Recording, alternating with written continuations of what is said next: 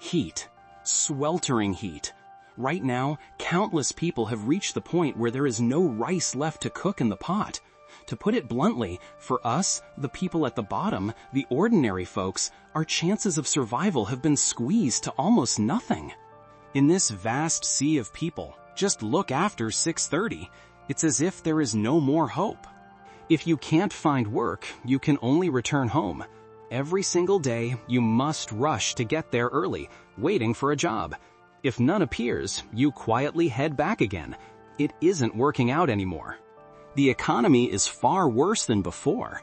Now, everything is just pretense, mere camouflage. What you see is all fake prosperity. Living in this society is exhausting. Ordinary people suffer so much. Even having 2 bowls of rice for dinner is a struggle. Just a sip of liquor. Yet, you don't even dare eat the rice. At 3 in the morning, let me show you how many people are sleeping under the overpasses in Shanghai. This is exactly an overpass. I'll take you to see 3 people over here. Here is the 4th, then the 5th, 6th, 7th, 8th, 9th, 10th, 11th. Not even a single tent. So many delivery workers, and they don't even have tents. Here is the 12th, and yet another one. Honestly, it is heartbreaking to witness. Just now in the elevator, I suddenly couldn't hold back because a friend of mine has decided to give up on his life. I feel hollow inside. Every time I think I am already suffering enough, there is always someone suffering even more. What can you even say? My friend is only in his early 40s, yet he already has kidney disease.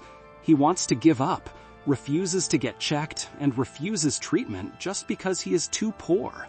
Can anyone say he didn't try? He really did. But he spent the first 30 years of his life in misery. I don't even know where to begin. I just keep asking myself why things are like this, what the point of our coming into this world really is.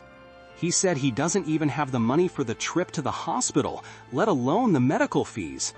I want to help him, but if I help this time, what about the next time? I truly don't know how to comfort him anymore. At this point, I almost want to just respect his decision not to seek treatment. Right now, China's economy continues to deteriorate. Real estate has collapsed. Countless businesses have gone bankrupt. Foreign capital is rapidly fleeing, and the unemployment rate remains sky high. Many people simply cannot find work. Some don't even have food to eat, forced to wander and sleep under bridges.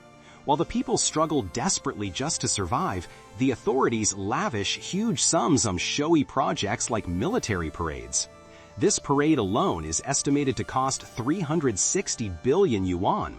And they even pledged 20 billion yuan in non-repayable aid to member states of the Shanghai Cooperation Organization, sparking public outrage. Zhang Nan, a 40-year-old man, said, "I am so exhausted. I don't know why, but I feel tired too. I feel everyone is forcing themselves to endure. Some people can take things lightly, and it's easier. Some can't and feel miserable.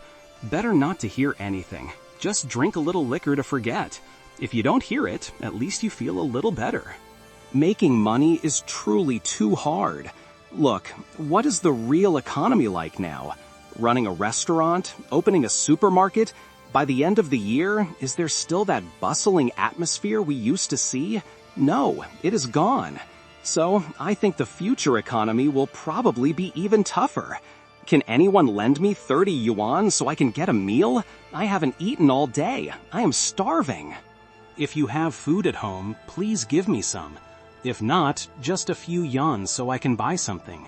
It is already 4 in the afternoon, and I still haven't eaten anything, and I couldn't find work the whole day. What did you say? If you have food at home for me, that would be good.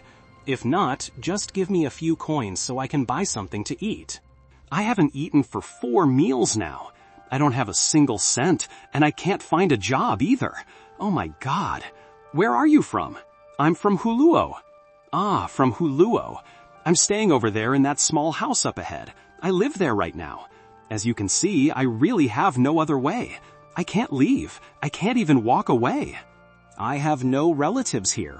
I don't know a soul. "All right, brother, hang on a second. I'll go get you some food." Someone asked an old woman how often she gets to eat meat. She said she only ate it once, and that was it. Normally, she hardly ever eats it, only during the New Year. When asked, an old man said he hadn't had a bite of meat for several months, not a single time since the New Year. Another person said it might be 2 or 3 months before they eat it, and even then, they only buy 1 or 2 jin, just enough. Why isn't there meat on the table every meal? Because there is no money. A jin of meat costs more than 10 yuan. Even just a little bit still costs dozens. It is now 4 a.m. on the streets of Chengdu. I never imagined there could be thousands of people out looking for work together. I finally understood why, in many places, job hunting is called looking for a way to survive. It is 4:30 in the morning.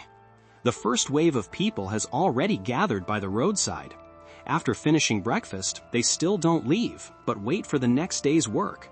Today, someone came to hire them, but there was no pay, so no one bothered waiting around. Most of them are unskilled laborers, earning only 150 or 160 yuan a day. They will do any job. Most have no education, and many are aging. All they have to sell is their strength. The weather is scorching hot. It was 37 degrees yesterday. However hard or exhausting the job is, they can only grit their teeth and do it. A steaming breakfast is right in front of them. But many still can't bear to eat it, because for them, spending just a few yuan on steamed buns is the smarter choice. By 5 a.m., more and more people gather. Each carries a big bag, wears sturdy work clothes, and has their safety helmet. They chat with friends, but frequently glance up, scanning the surroundings, hoping to spot a recruiter so they can rush over and seize the first chance. By 6 a.m., those who found work are gradually taken away, but half remain. I only planned to help one person find a job, but as soon as I spoke up, a crowd surrounded me. Everyone tried to introduce themselves, unwilling to miss even the slightest chance. But in the end, I couldn't help them all and left feeling helpless. When I returned, I was shocked to see many people still waiting.